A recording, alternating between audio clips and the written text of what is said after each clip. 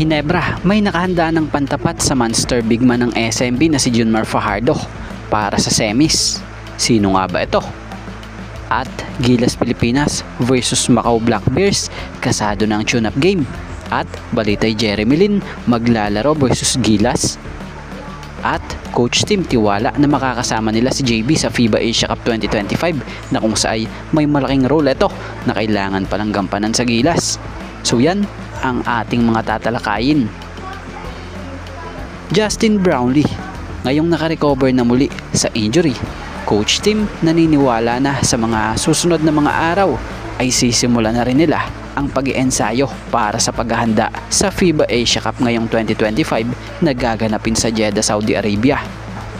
So may pagbabago nga po sa schedule ng ensayo ng Gilas Pilipinas dahil batay sa latest report magkakaroon na ang Gilas ng mas mahabang preparasyon for the FIBA Asia Cup 2025 na kung saan nirebuild nga po nitong si Coach Tim Cone nung nakaraang Sabado na the national team will begin its build-up for the Asia Cup on June 30. So napaaga nga po or mapapaaga nga po ang simula ng kanilang ensayo. Hindi na nga kagaya dati na halos 10 araw lang kung tutuusin ang kanilang ensayo. So good set kung ganun. At about kay Justin Brownlee, ayon kay Coach Tim Cone, mahalaga rin raw talaga na makasama nila si Justin Brownlee para sa FIBA Asia Cup sa darating na Agosto sa Saudi Arabia. So bukod doon hindi daw siya nababahala dahil sa kilala naman daw niya itong si Justin Brownlee na mayroon din talagang disiplina especially sa kanyang kalusugan at sarili.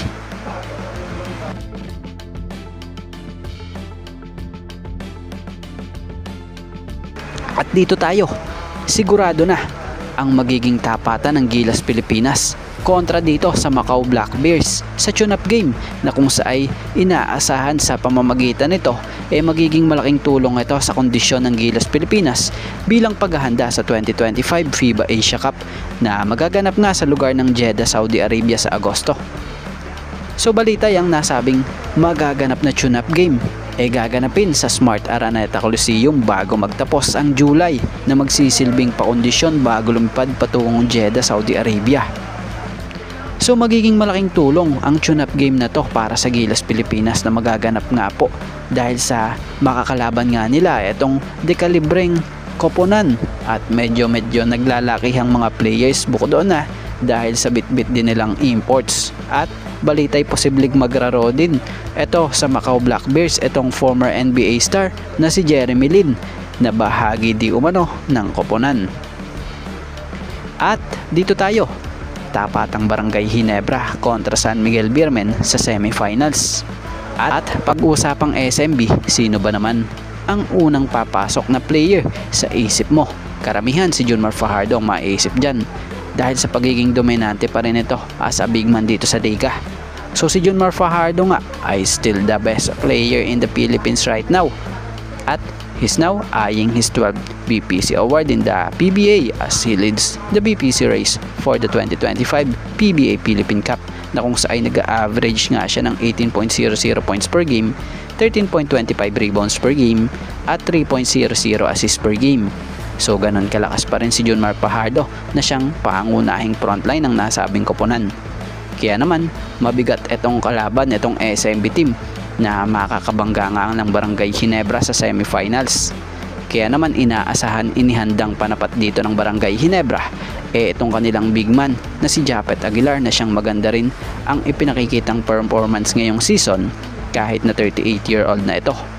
So si Japs pa nga po ang tumatayong leading scorer ngayon ng Barangay Hinebra this conference. Patunay lang talaga na malaki pa rin talaga ang papel niya na ginagampanan dito sa koponan. So kung tutuusin, ayos ito dahil siya din naman talaga ang numero 1 option ni Coach Tim Cone bilang pantapat niya kay 8-time PBA MVP Junmar Fajardo this semis. Sa mga hindi nga nakakaalam, si Japet Aguilar nga po ay nag-average this conference ng 18.25 points per game, 8.25 rebounds per game, and 1.67 assists per game.